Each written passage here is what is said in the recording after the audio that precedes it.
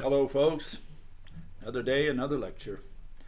And just to recap, There's that fan that we had this last time, real quick. When the sound has this weird like fan sound in the background, it's like. I don't know what that is, but we don't have to worry about it now because it's really faint. But you hear it over next there? time, yeah, it happens. This is the second. Maybe time it's happened, you're too close to the mic or something. I don't know. No, I mean the video has that sound, so it's just something for next time. Okay. Anyways, yesterday we did the slit experiment, and again, very easy to do at home. Take a laser pointer, put a needle stuck to a cork, or I got a piece of rubber there, and you should see fringes on the wall. And if you see fringes, like I'm predicting for you, fringes, real quick. Fringes, we have bright and dark bands on the wall. Like in this case, this is what is it? A red laser pointer. So you would see red bands and nothing, whatever the wall. Stripes. Yeah, you will see stripes, and you will see a zebra, you will see a tiger or something like that, You start doing shadow puppets. Yeah. And so if you see fringes on the wall, if you see dark and bright bands like I've seen at least, then you know for sure that the photons, the discrete photons, did not bounce against the frame of the window of each one of the slits, because we use a pin, right? And so now you got to explain that as well, and that's again Newton, I think, was the first one to do that. That's why I call it Newton's hair experiment. He did it with one of his hairs, and he discovered that happened.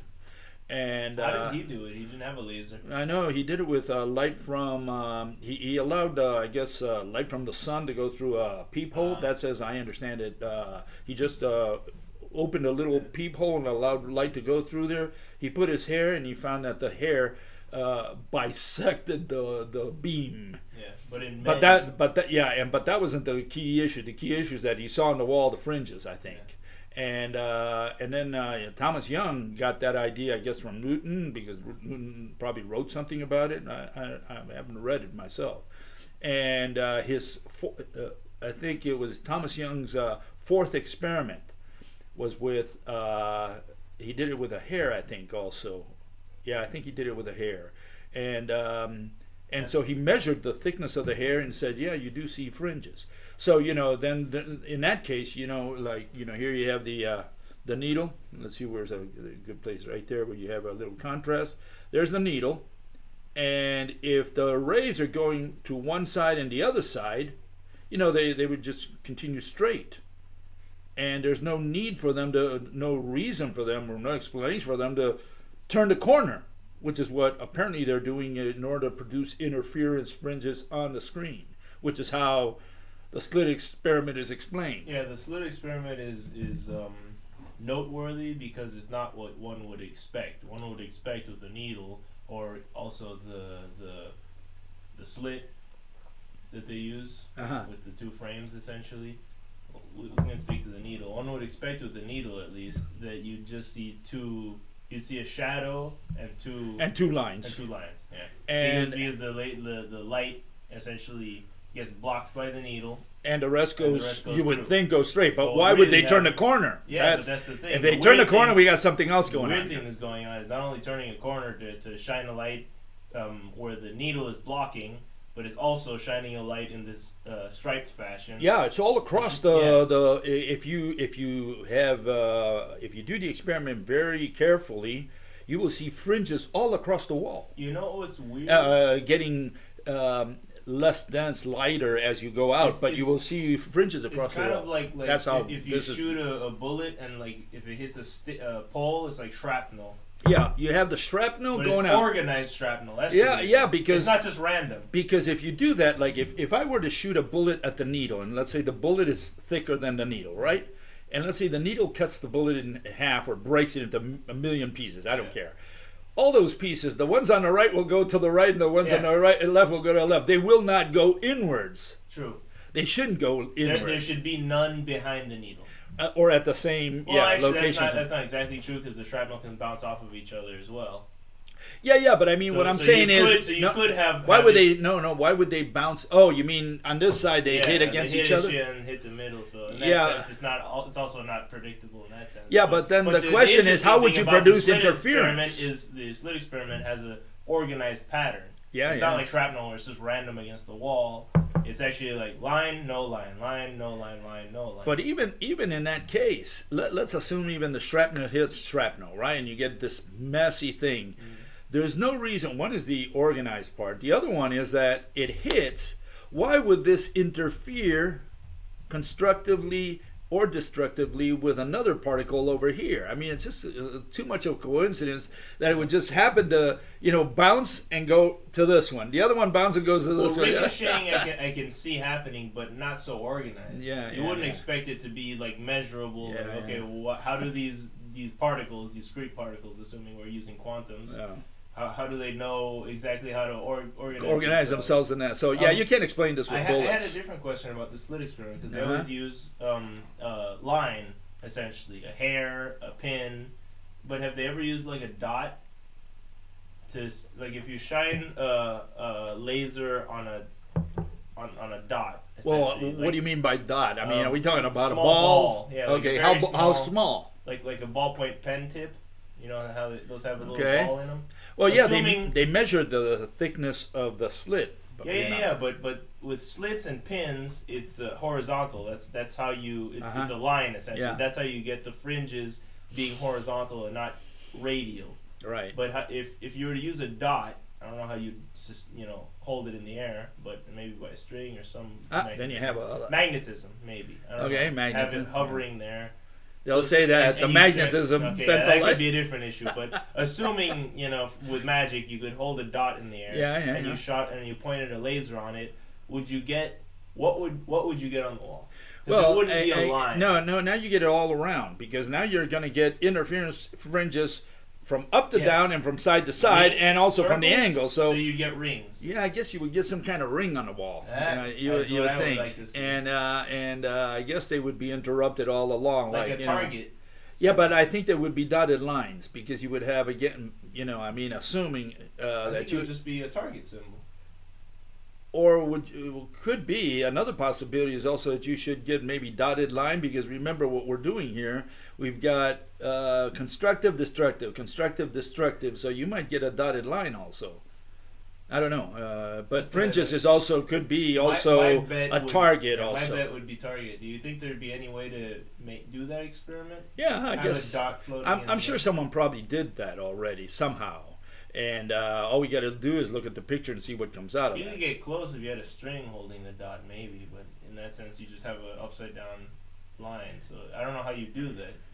With a very thin holder, wire, or whatever, and a ball at the end, a very small ball, but even much thinner hair holding it, you could at least get most of the shape of the circle. But I think the best way is maybe holding it there again with magnetism and finding out what happens. That'd be a nice twist on the slit experiment, the dot experiment. But the point is that, what the slit experiment does is kind of focus on the attribute of light. Well, at the architecture. What does light look like? What does the mediator of light look like? And, what these guys do is, and here I've got it from yesterday. What they do is they have a choice there between particles and waves, and that's what they've considered the last 400 years. Since Robert Hooke apparently was the first one to come up with waves, Huygens developed them mathematically, and that's when the wave-particle debate started, and it increased in the 19th century when people like Thomas Young and Augustin Fresnel, they went out there and they did experiments and they said, light has wave properties. Yeah, it's interesting because I saw a video, a very popular one, where they were talking about the slit experiment. It wasn't anyone from a college. It was kind of one of these science channels where they just kind of talk about random science things. Yeah.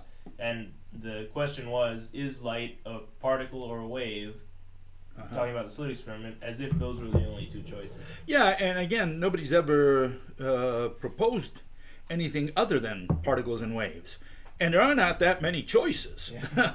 You know, I mean, as long as here it tells you everything. If they only have 2 choices in 400 years, there are not that many choices. Now we have a third one, which is the rope, and that brings in, opens up a new can of worms, because what it does, it says that all atoms are interconnected. Now that is a new can of worms, because until now we always considered that everything is independent, all atoms, and we're saying they're all interconnected. So that already changes the ball game. So one of the experiments that was run, the one I'm going to be talking about today, is the Compton Effect, or Compton Scattering. Okay, and that came at the heels of Einstein's analysis of the photoelectric effect, which is kind of similar. Photoelectric effect: you shine a light on some polished metal, and a current flows. Okay. And what Arthur Compton did instead, he said he focused X-rays to free electrons, allegedly free electrons, and what he got out of that is not only that the electron flew away, right? He measured the current on one side, but more important, and which was what he was given the Nobel Prize for in 1927, he discovered that the energy of the photon. Again, we're talking the photon. The photon means many things to many people. But the photon, the energy, the photon delivers part of its energy to the electron. That's why you get the current flowing there. And he measures the wavelength and the frequency of that photon, of the light that comes out of that collision. And he says, the frequency dropped. In other words, he got a longer wavelength, the Compton wavelength. And so he developed the equations for that, and it looks more or less like this. So let me show you step by step so we can see what's happening here. Here you have let me move aside here a little bit. That's the typical atom. Proton in the center, some electrons floating around, okay? Each one in there. Remember, by this time we already had the idea of orbitals. So the electrons are little balls, little beads, these red ones there, and they're all in their own orbital. Okay, you can find them in those orbit bands. Okay, orbital bands. What did he do? Well, he shot photons at it. He shot a photon.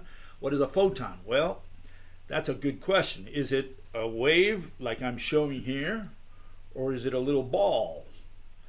Well, the way, you have to remember 1900, just at the turn of the century, Max Planck discovers the photon, comes in discrete packages. He calls it the quantum, and from there on we have this ball. The photon is a ball. But it's a ball that did not lose its wave properties. Now you figure that out, because nobody else can. And so they said, okay, it's got both properties. It looks like a ball, but it's got extended wave properties, because it's got wavelength and frequency. And you can't reconcile the ball with that. A little stone does not have wave or frequency. Well, that came later. That was also later proven that the electron also has wave properties, okay? But that's a separate story.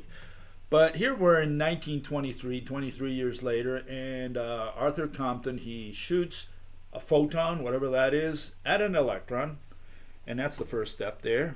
Then wait, real quick to that. Yeah. I don't want to side tangent you too much, but what was the exact experiment? What do you mean shot a photon at an electron? What was the material actual? Well, he's got X-rays, and he shoots them at some material. I can't remember what material it was, but the point is that there's a couple conditions. I'm going to go over those. Yeah. One is the electron has to be standing still. And now that's a no-no. That is a no-no, because whenever you say to any mechanic, any one of these mathematicians, you say, well, what does the atom look like? And they say, we can't tell you because the electron never stops moving. It's always moving, so we don't know what it looks like. That's one of the answers you get.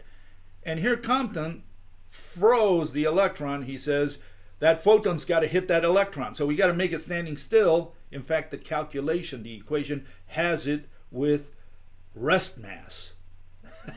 The rest mass of the photon. Obviously, if the photon's moving, it's got more mass. Remember the class on mass? But here, it's got the rest mass of the photon. That's what he's using. Wait, real quick to the electron. Yeah. It's always moving, but don't they kind of consider it more like teleporting around? So it's always still, but in different places. Quantum is magic. That's why it's called quantum magic. But my point is the way they conceptualize it is it's always still, but in different places. So what he could have done is predict where still in different. Yeah, where it's here, then it's here. Then yeah, it's yeah, here. but it's it moves. Moving, well, it kind of okay. Yeah, you're right. You're right. You're right. Cheating. You're right on that count, because the way they portray it is that the electron can appear now here, and when you're going to measure, now it's over here, now it's over there. It's like magic. It's witchcraft. This thing is. It's not like it jumps from here to there, teleports. It's like instantaneously. It's on the other side of the atom of the atom in its orbital, and now you see it here. Now you see it over there, and like you see it here. Those little balls supposedly jump from one side of the orbital to the other instantaneously. Like there's nothing in between. So yeah, it's you could call it teleportation. That's the only way they can explain it. But my point here is that Compton had to use the rest mass of the electron, meaning the electron is standing still. The rest mass of the electron, and not the photon. Not the you said photon. Oh, I said no. The photon has C. It's another one, because everybody uses little c, but we've got air, we got a lot of garbage out here, and we don't care. We always use C, 300,000 kilometers per second. That's the number you got to put in the equation. You say, well, hold it. In a vacuum, that goes a little faster than here on Earth, and through water and through glass. Oh, we don't care about all that. I'm starting to get the feeling that mathematicians kind of ballpark and eyeball a lot. When they need to. But it's weird, because you think with mathematics, that's the last thing you'd be doing. Yeah, but imagine we know that photon, light travels slower through air than in vacuum, slower through water, and slower than through air, goes through glass. And it's like, we always use 300,000 kilometers per second, unless you're doing, like refractive index, where you have to do some calculation there. You multiply times the factor for the refractive index, and you're going to get the right value. But when Compton and all these people did their stuff, they did it in air, and what they did was simply 300,000 kilometers per second. Okay, but let's grant that, no problem. It's close enough. But the point is that he used the rest mass of the electron. Okay, that's important, because that means the electron is standing still. And when you say, well, what does an atom look like when the electron is standing still? You say, we don't know, because it's always moving. And like you say, it's teleporting. You go from one side of the orbital to the other side of the orbital. And if it's in a p orbital, it gets close to the proton, but it's never sucked in. It always manages to escape. I don't know. By that logic, I can tell you what an atom looks like when the electron's standing still. It's just a big ball with a little ball, right? That's what I tell them, but they don't like that. They say that's not our atom. It sounds like they're trying to circumvent some like lawyer trapping, like a prosecutor's trying to trap them. And they're like, we don't want to say that. Like, why are they hesitant to say there's a big ball and a little ball next to it? Because they say that's not our atom. Yeah, they realize that's not their atom because it's a kindergarten atom, and they say, we use this to explain ionization, we use this to explain electricity. But it's not the real atom. Don't get too hung up on it. Yeah, and it's like a contradiction, because it's like we don't know what the atom looks like. And when you say, look, it's very simple. Like you say, it's a proton bowling ball, and next to it you got an electron bead. They say that's not our atom. You got to take college courses to know what our atom looks like. Okay, I thought a picture would do, but it doesn't work that way. Too complicated. So what happens here? You can see the photon coming in. I put it as a wave, and it's important to put it as a wave, and you'll see in a minute why. And it hits that electron, and hits one of the electrons, which is standing still, okay? And you can see that it's standing still. It's not moving, right? Okay, just want to make sure. So the electron is just waiting for that beam to hit it, right? And so now we're going to hit it, and we're going to dislodge it. So the electron is now kicked out of its orbital, and that's going to be current flowing, right? We're going to have current flowing. But what happens to light? That's the important part of Compton's experiment. What happens to light? Well, what happens to light is what we see here, fourth one. And that's light gets thrown at an angle, sometimes even backwards, not completely backwards along the same path where it came from, but at a very sharp angle, almost 180 degrees, or you can say 0 degrees. So it never goes. Does it go? I'm not sure it even goes straight ahead. I'm not sure about that one. But what it does, it ricochets, right? It hits the electron goes flying out, and light comes out at different angles. And Compton measured each one of those angles, and he came up with the Compton wavelength. That's his equation. Wait, to clarify, the light hits the electron and then scatters from Yeah, correct. It's a scattering of light. And what Compton did was relate the scattering of light to the wavelength. Okay. Does it scatter forward or just radially? Back on itself, kind of weird thing. Not completely on itself, neither forward completely together with where the electron's going, but it's always like at an angle. And he measured those angles and came up with the these wavelength. And here's I took this out of the what is it, Wikipedia. This is what Mr. Compton got his Nobel Prize for. Compton found that X-ray quanta. Remember, those were the days of, they were developing the quantum. X-ray quanta scattered by free electrons had longer wavelengths. In other words, they lost energy, right? And in accordance with Planck's relation, less energy than the incoming X-rays. The surplus energy having been transferred to the electrons. So here's the photon. It's got a lot of energy, right? It hits the electron. It gives the electron ball, bead, whatever, some of its energy. The electron starts going out. That's the current that you measure on one side. And the photon gets hit in a different direction. You measure that and you find out that that also lost energy, lost frequency. In other words, the wavelength became longer and the frequency reduced, right? Because there's a trade-off between frequency and wavelength. And so this is what he discovered. This is what he got the Nobel Prize for. I think that's kind of what you'd expect, isn't it? Yeah. You would expect this, but what he did, he came up with the equation. Let's continue here because I'll go through this. Here's another thing that you'll find in the Wikipedia. It says Compton explained the X-ray shift by attributing particle-like momentum to photons. Okay, this was important because he treated it as a particle. The photon comes in as a particle, right? Even though it's got wavelength and frequency, he calls it a particle. And he conceptualized as elements of light quantized, like light in a bundle, right? By containing a specific amount of energy depending only on the frequency of light. Frequency, amount of energy in a bundle. How do we reconcile these things? There's a contradiction. He's talking about a ball of energy that's got frequency. Now, what sense does that make? You can't reconcile them.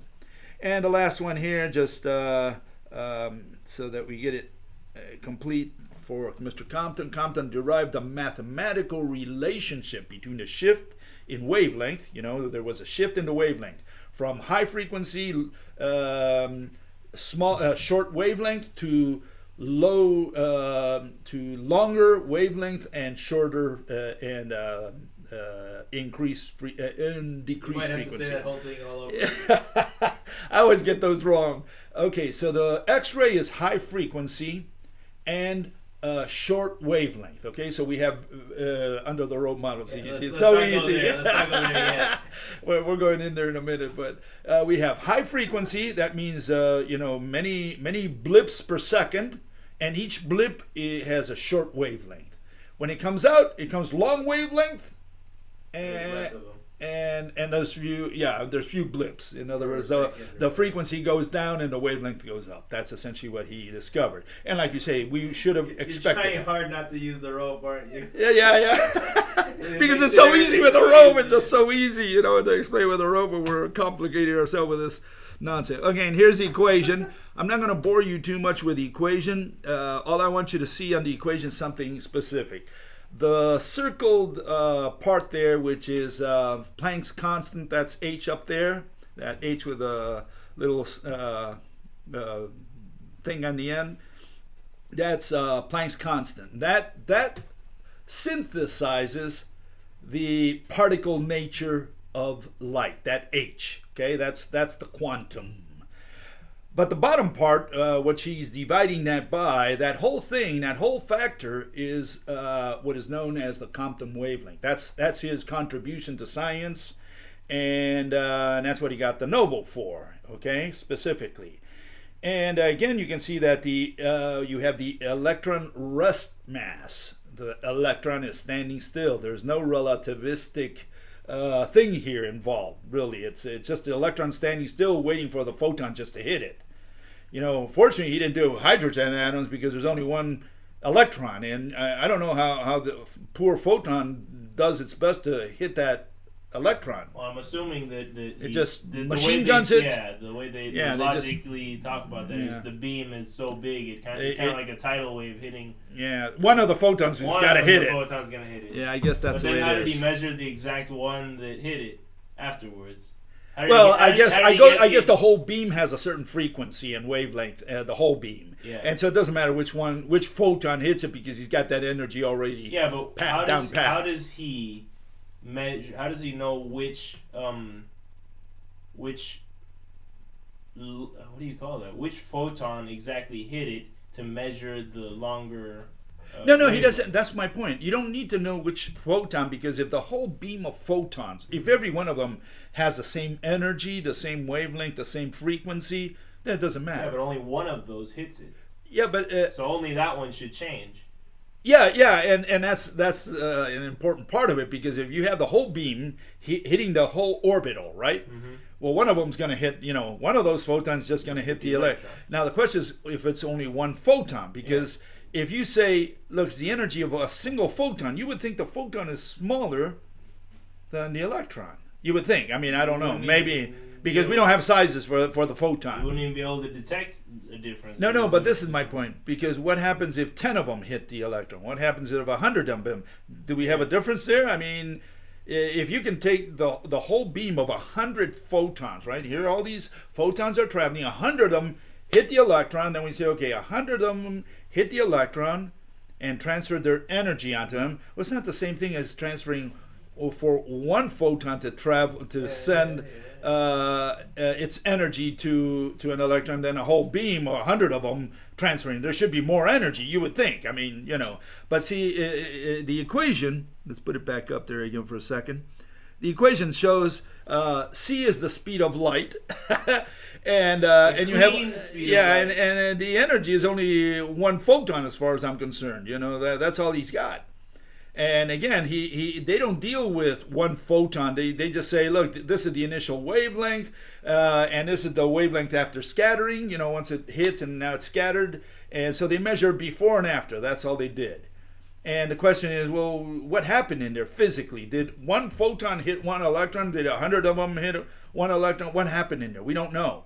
And these guys can't tell you either, because all they are concerned about is that big equation you see there at the top. They're just concerned about that, and that's the problem. What is this equation is to quantify what exactly? What it quantifies is how much the wavelength changed from origin to after the collision. So how much energy it lost. Essentially is trying to figure out how much does light give electrons. Right, and how much energy it gave, and we measure that in terms of wavelength. Yeah. And frequency, but he was concerned about the wavelength. So essentially that's what it is. That's Compton scattering. That's what it's all about. Now, here comes my version. And what are we concerned? Real quick. Was that the whole point, or what was this? Was the Compton Effect to explain that was it. Something else? You missed it. I didn't know you got Nobel for this. You missed it. See, that was it. Okay. All he said is, by the way, the photoelectric effect explained by Einstein was along the same lines, and Compton essentially followed him and got his Nobel too. Okay. He just said, oh, by the way, not only does it create a current, which is what the photoelectric effect does, but the light that's scattered, it also loses wavelength, and we expect that to happen because, if the photon comes in and hits the electron, it's got to lose some energy, some frequency, and increase its wavelength. It sounded correct, And all he did was quantify that. By quantifying it, he got his Nobel. Okay, that's all he did.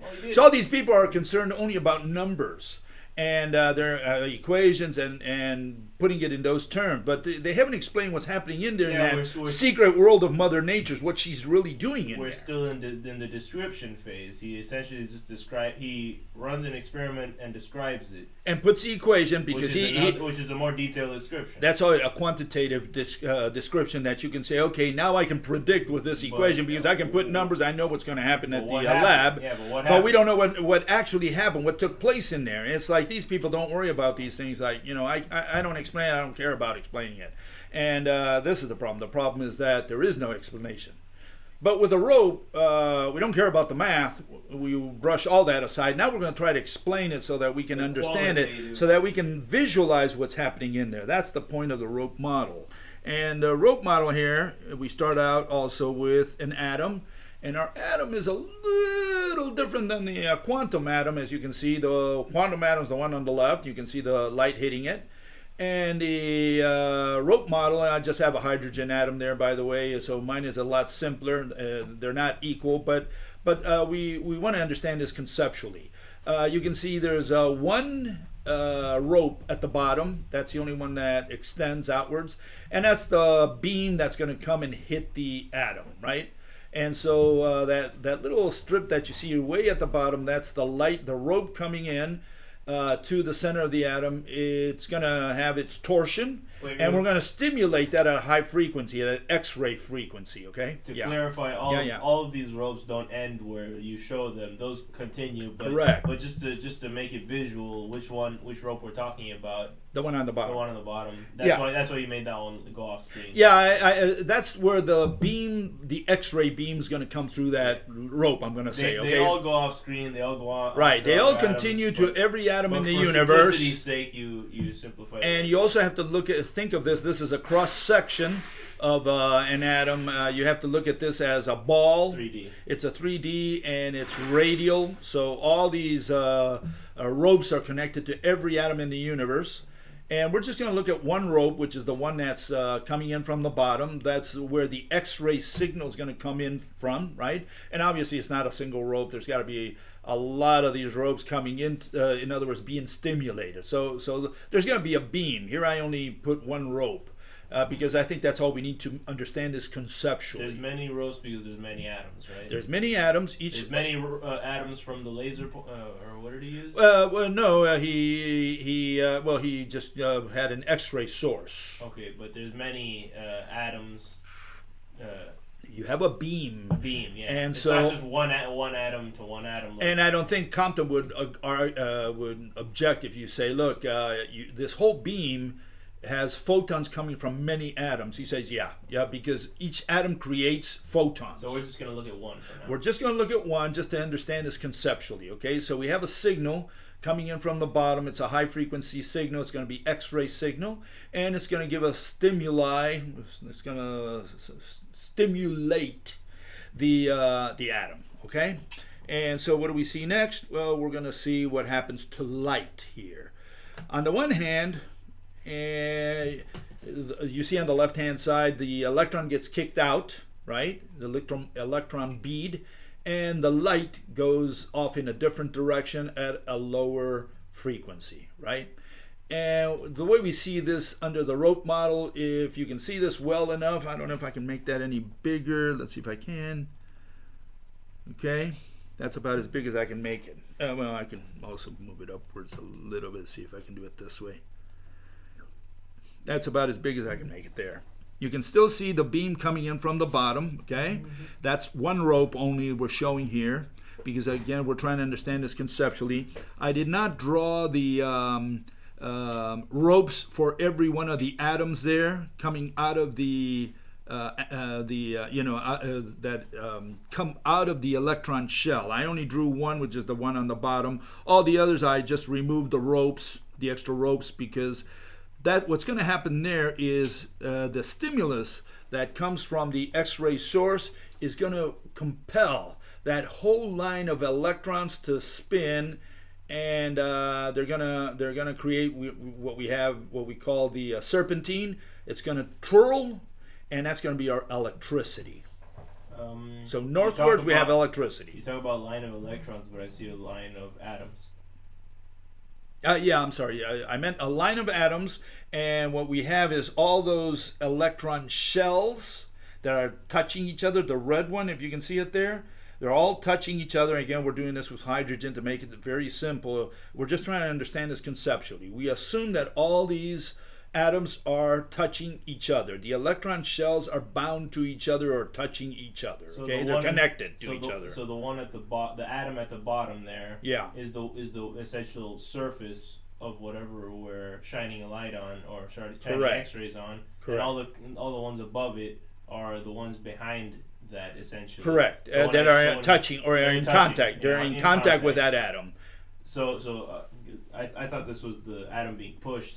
No, there's no pushing. Yeah, so We're you're- saying there's going to be torsion here Okay, so of the the atoms whole don't- atom, of all the row of atoms. So There's the gonna be atoms a torsion. don't move. No. Well, they don't. I mean, they don't relocate. They do move, but they don't relocate. In this case, they're just going to twirl in place. Okay, they're all going to twirl because the signal compels them to twirl faster. Okay, you've got an X-ray signal that hits that first atom, and again, we're doing all this very simple with hydrogen atoms just to understand it conceptually. The basic atom. Yeah, so what the signal does is force that first atom to spin, and since the others are touching it, all the whole row is touching. All these atoms are touching each other. The whole row spins. In this case, I made it go, I think clockwise. Was it? Yeah, clockwise. Okay, so they're all going to spin clockwise. Does it make it spin? For example, the first Uh-huh. atom. Does the signal make it spin? Kind of like when you torque a rope, it kind of passes that torsion along and then makes the ball at the end of it go in the same direction. And I think that's like what's that. happening from atom to atom in the universe. Every atom stimulates another one, but if you have a low frequency, well, it's not much of a kick. Mm-hmm. But if you give an X-ray or maybe a even higher frequency, ultra whatever, the highest frequency you can imagine coming out of the sun, well, that's going to give it a big kick. And I think that compels a row of atoms to twirl faster. And so that's going to be the electricity going in the up direction. We can call it northward direction, and to the east here where you see the low frequency light. Did they measure? Can they measure the direction of current? Like, because you're showing that it goes essentially 0 degrees. It's just the current goes in the direction that the light came in from. I'm not sure if it goes not necessarily. I think it's like the electron will go in this direction. The current might go in not in the same direction in which the light came. That's my point. Okay. So they're not lined up. Okay. Essentially, what you have is actually a fork. I think in the case of Compton, he had like a fork. The electrons went one way, and the photons, went in the light went in another direction. Okay. He measures the low frequency light coming out, and he comes up with a mathematical relationship. Here we're just trying to explain this or give a physical interpretation to it so that we can visualize what's happening. All we have is light coming in.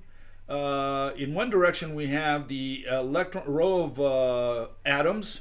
They're spinning. That's going to be our electricity. And light comes out at an angle, like a refractive angle here in this case, and it's going in this case eastwards, and that's going to be the low frequency light along another set of ropes that comes to the side. So you get this bump going forward that gives the atoms a twirl in the direction, or somewhat in the direction in which the incoming beam is pointing. And then to the side, you're going to get light, which is being scattered. What do we mean by that under the rope model? Well, what we're saying is that all that light is going to be relayed to other atoms, but at a lower frequency, because most of the energy, most of that shock that it received went into the electricity, into moving all those atoms that are in line with. You can with essentially talk about the torsion of Yeah. the rope. Most Correct. of that torsion goes into spinning the ball, kind of like the Newton's. I always go back to the Newton's cradle. Yeah, that that's kind of where. shows this motion relay, Yeah. and it's kind of like that. This torsion, most of that Is it most or just some? Yeah, no, it's most, not Okay, all. yeah, because remember, you're going to have a longer wavelength, lower frequency coming out to the side. But you can kind of imagine that it would be most if you're moving entire atoms. Yeah, imagine with distortion. Imagine if you run up and try to hit an elephant, right? Mm-hmm. So you're moving the elephant, all your force goes in there, and just think of some of that extra energy going as light to the side. Most of it is going to be in moving the elephant, and some of it, a small amount, will go to the side. It's going to come out as light, and that light, obviously, in fact, I think you can do it with what is it? Billiard? With billiards. If you hit a ball, let's say you hit the 8-ball, right?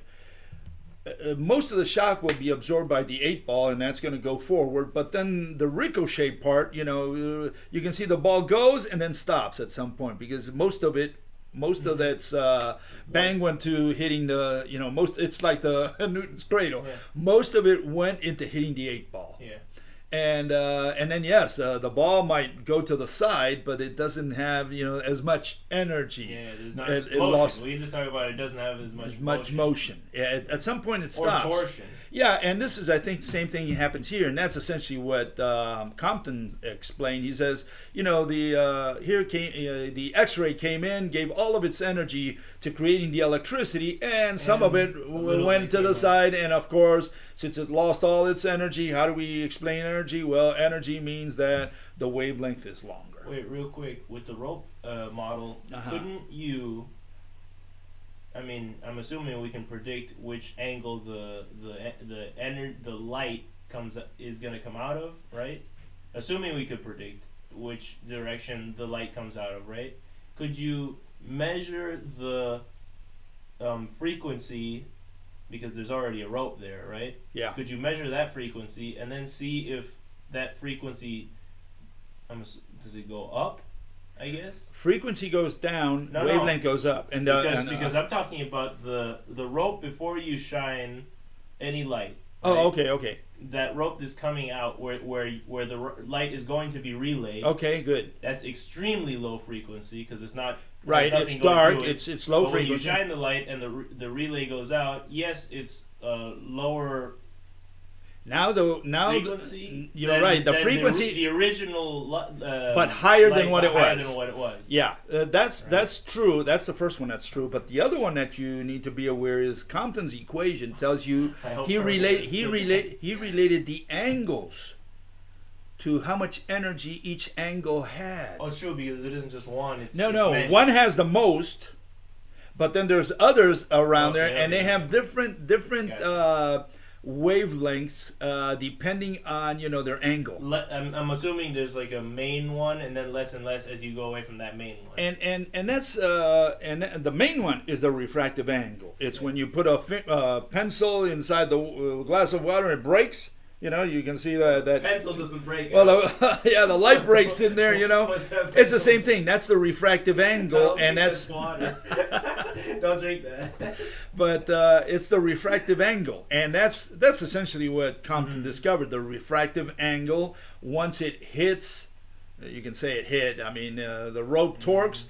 And that signal gets absorbed by the electrons, which flow as electricity, and that's where most of the energy goes. And whatever energy is left, it gets scattered into different angles at different frequency and wavelengths. And that's Compton's equation relates the angles to the wavelength. So I'm assuming, the way I imagine it's kind of like a hot spot where the main rope has the highest low frequency, and the ones near it have a little less, Correct. While on the other side we have electricity going out. Right.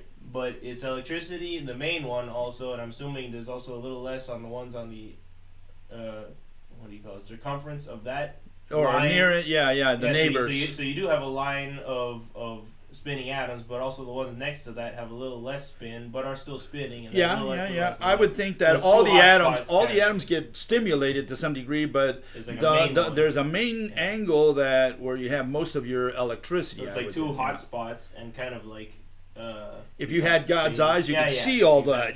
But I guess he wasn't concerned about the electricity itself, because he said, okay, current is current, so he didn't give a damn about that. But he wanted to see what happened to light, and he said, oh, it turns out light is scattered, and we can relate the angle of the scattering angle to the wavelength, and that's essentially what his equation does. But I like that experiment. Yeah, it is. It's an interesting experiment, but in a way, a lot of these experiments do the same thing. In this case, what are we talking about? Refraction. That's what it comes down to. What does the slit experiment do? It's diffraction, which is another type of refraction. When you come down to it, a lot of it just comes down to reflection and refraction. That's all these experiments do. They're just different angles to the same physical phenomenon. The physical phenomenon is the same in all cases. You're just looking at it with different experiments, measuring differently, and saying, oh, look, here we measure this, here we measure that, but they're all measuring what? Refraction in one case and reflection in another. Diffraction is really another form of refraction. That's all it is. I think that's just because it's just so fascinating. Even in school, when they showed us that, like focal points with light, when you get like calculating focal points, how far it is with a different lens, it's just light is kind of magical in that sense. You get all these weird things, and it's only magical because it's so different from our everyday. When you really get down to the nitty gritty, everyone knows what light is, but when you get to the actual characteristics of light, when you put it under this stress, when you put it under that, and so you start seeing, okay, light's kind of weird if you put it in under these specific situations. Yeah. I think it's just so fascinating that people want to see all of the dances that the light does. Yeah. Well, it's like the people from the electric universe, they're fascinated by plasma balls.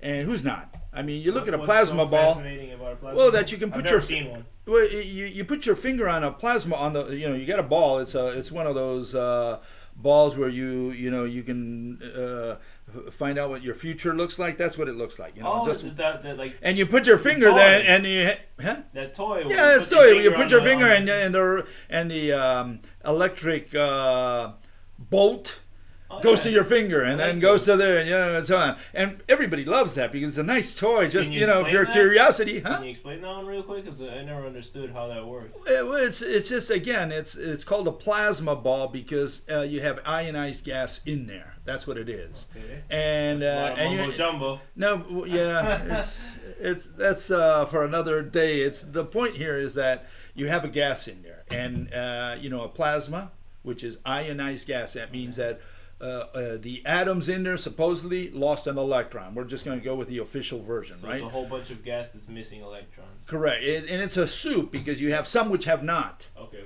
So you have a soup where you have atoms and you have ions. Ions means that you have a free electron over here. We don't know why it doesn't recombine, but it doesn't. And so we have free electrons here, we have ions here, and we have atoms here. And that whole is a soup. And that allows the electrons in there, the floating electrons, are the ones that conduct electricity. Okay, so if you apply electricity to that, all you need is the cathode, which is your finger, and you put your finger. Now you have from the anode to the cathode, your finger. You created a connection. Oh, that's interesting. And that's what it is, and so electricity goes, but it's low electricity. It's almost like static electricity. It's like a grounding. Yeah. All you're doing is grounding it, essentially. You're putting your finger there, and you get this ray that goes to your finger, and it's fun. But really nice. But again, people love all these things with light because light can do fancy things. What is a hologram? It's a game of lights. That's all it is. It's just you're focusing lights to a region and creating an image in the middle of the room. And you say, how is that possible? That's a ghost. Yeah, we can create ghosts now. They're called holograms. The holograms, that's what they are. They're just light in the middle of nowhere, and that's done, with focusing light in a given region. And that's good. Everybody loves light, but we have to try to understand what is really happening there. And the funny part is that after 400 years of studying this stuff, the quantum guys cannot tell you what's happening in there. All they can do is describe it mathematically. They can't give you a physical interpretation. It's worse because they keep getting further and further away from actually investigating real questions. And they get more and more into fantastic things that we kind of... They lost interest. They just got I tired don't of... think it's lost interest. It's more their interest is misplaced. Is misguided interest. I think they're upset that Mother Nature fooled them. I think there is that going on, but I think it's also the hope thing we talked about, where if you can hope for these fantastic tools, like technologies from... You can dream. Yeah, you keep investigating down that path, even if it's a lost cause. Yeah, because it might take you to some new technology or whatever, you know, and so people you just kind of posit something that we could have use for, even if it's not realistic. And you know, a lot of these things, such as, you know, Photoelectric Effect, Compton Effect, and so on, Slit Experiment, you know, even though they described it and gave, you know, mathematically, and they gave some weird surrealistic explanation for what's actually happening there in terms of particles. Because of that, it just stimulated the minds of other people who said, oh, maybe I can develop some technology out of it. And it just stimulated the minds of people who say, oh, we can do this with light. Okay, I'm going to do this. And so they invented things, not because the explanation was correct, but because they said, oh, this is a fancy thing. This guy can do this in the lab. Maybe I can do this other thing. And that's where the connections came for inventing some new technology. But again, you know, you get people like even Thomas Edison. You know, he never knew what electricity was. He played around with electricity. He developed the filament, essentially, and he was happy with that. He made money, and that was his main point. Well, but I think he never understood what electricity is. He didn't need to know that. His quote on what was it? He didn't fail. I know, yeah. I haven't failed. I just found 10,000 ways that don't work. Yeah, that sums up technology perfectly. Perfectly. It has nothing to do with knowing what's going on. It's just trial and error until you get it right. And you this didn't work. This didn't work. This one kind of works. Maybe I can go down that path a little more. And you have no idea what you're actually...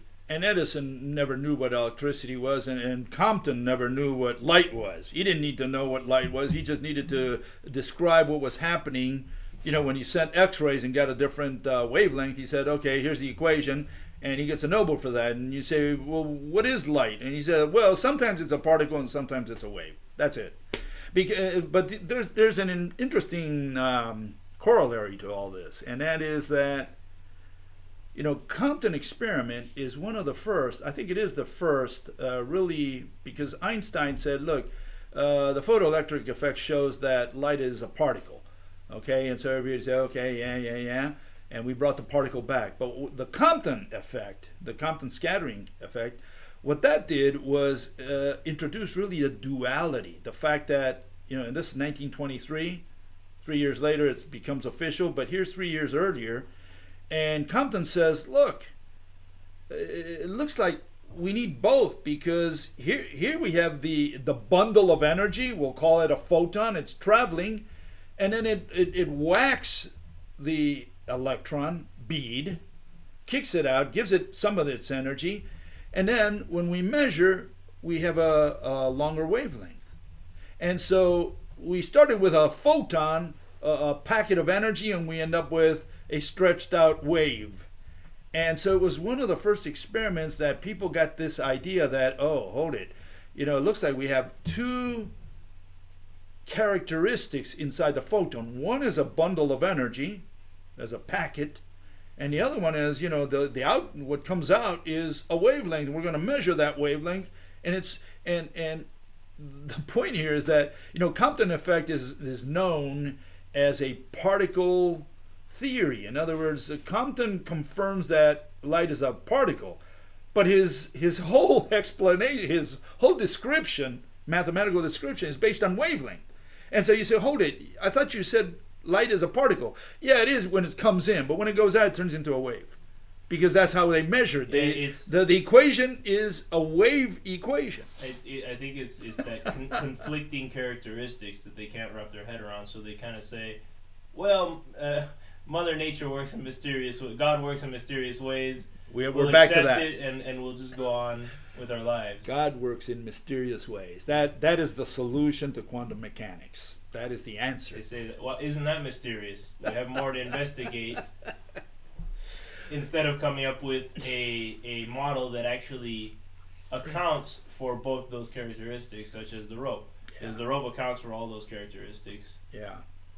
Without having to resort to because too much the magic. rope has both characteristics: the particle nature, the shock, which is where the rope meets the electron shell, and so it's got that twist there, and that's what the atom senses, that pulse, and then that's on the one hand, and then the other, like someone said, he said, light travels as a wave and departs and arrives as a particle. That was his description. That's the best way to put it in quantum terms.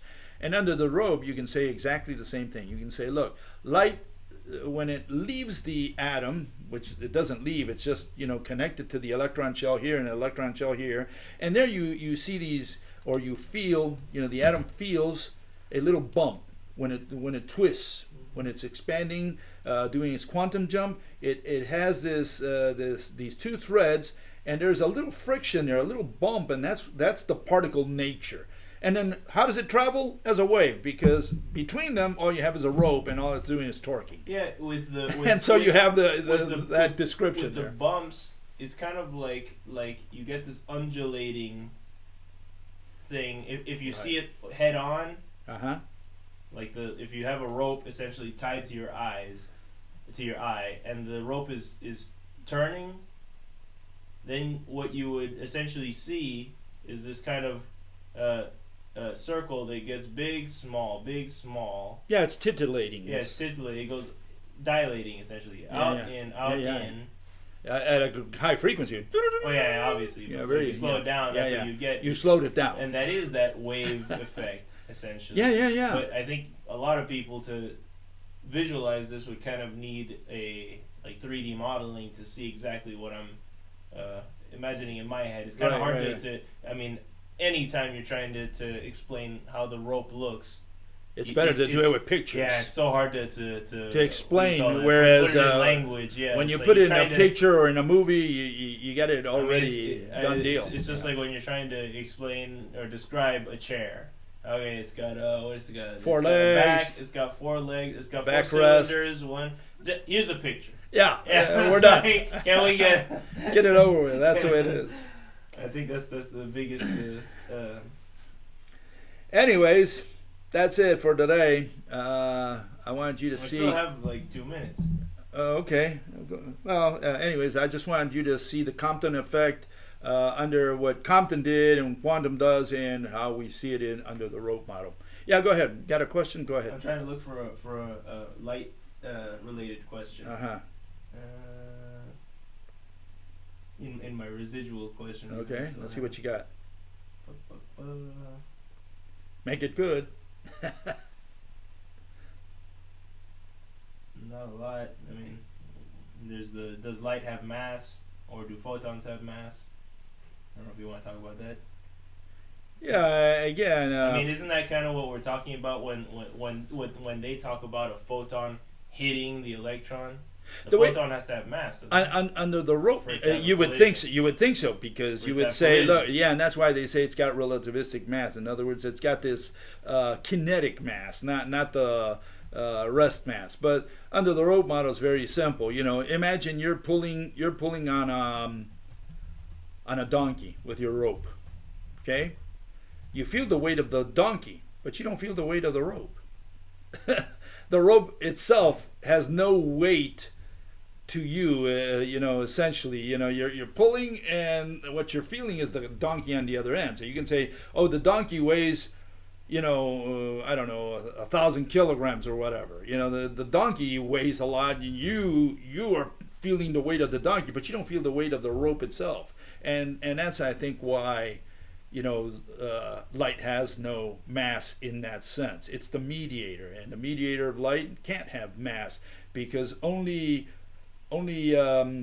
atoms can produce this tug that we call gravity on one end and mass on the other. But the rope itself is just a mediator. You're not going to feel the rope itself. The atoms don't feel the rope. They feel another atom. I think you said it best the other day when you were talking about, I think it was the same situation when you have a rope tied to a donkey and it's taut, or a rope to a wall, it could be anything. Yeah. And you put a scale under the rope. Yeah, it doesn't weigh anything. Unless you're pushing against the rope. Right. Or if you try to, You shouldn't feel the rope itself. In other words, the rope is not going to have mass because it's the mediator of light and it's the mediator of gravity. The only way you're going to feel gravity, which is mass on the other end, is by having something pull on it.